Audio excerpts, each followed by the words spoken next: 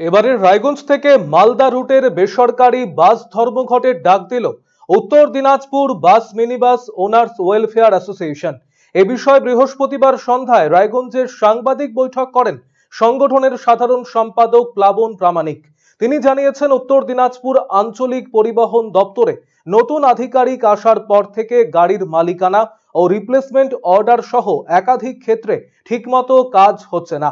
বিষয়টি জেলা প্রশাসন এবং রাজ্য পরিবহন দপ্তরে লিখিত আকারে জানানো হয়।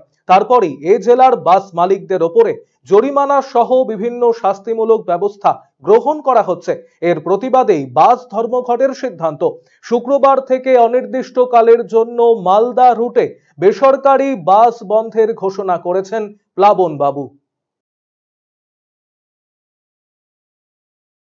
জেলা ভাগের পর থেকে উত্তর দিনাজপুর আঞ্চলিক পরিবহন আধিকারিকের অফিস আলাদা হওয়ার পর যে পদ্ধতিতে আমাদের গাড়ির মালিকানা এবং গাড়ির রিপ্লেসমেন্ট অর্ডার সহ অন্যান্য কাজ হচ্ছিল, সেই কাজগুলো নতুন আরটিও আশুতোষ রায় আঞ্চলিক পরিবহন আধিকারিক হিসাবে যুক্ত হওয়ার পর সেইভাবে আমাদের হচ্ছে না। আমরা বিভিন্ন বিষয়ে সমস্যার সম্মুখীন হচ্ছি।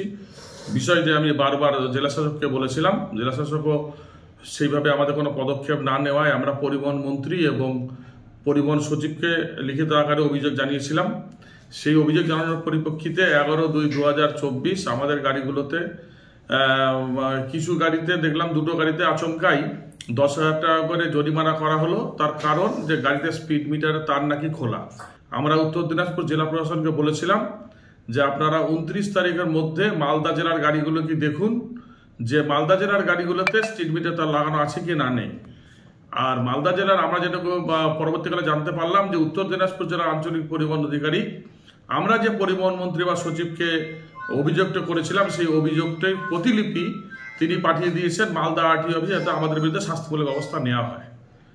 এই পরিপ্রেক্ষিতে আমরা আগামীকাল থেকে মালদা রুটে অনির্দিষ্টকালের জন্য ধর্মঘট গাড়ি পরিষেবা বন্ধ রাখছি। তাতেও যদি প্রশাসন আমার থেকে সহযোগিতার হাত না বাড়ায়, তাহলে সোমবার থেকে 4 তারিখ থেকে জেলা জুড়ে আমাদের সমস্ত সংগঠনভুক্ত গাড়িগুলো বন্ধ থাকবে।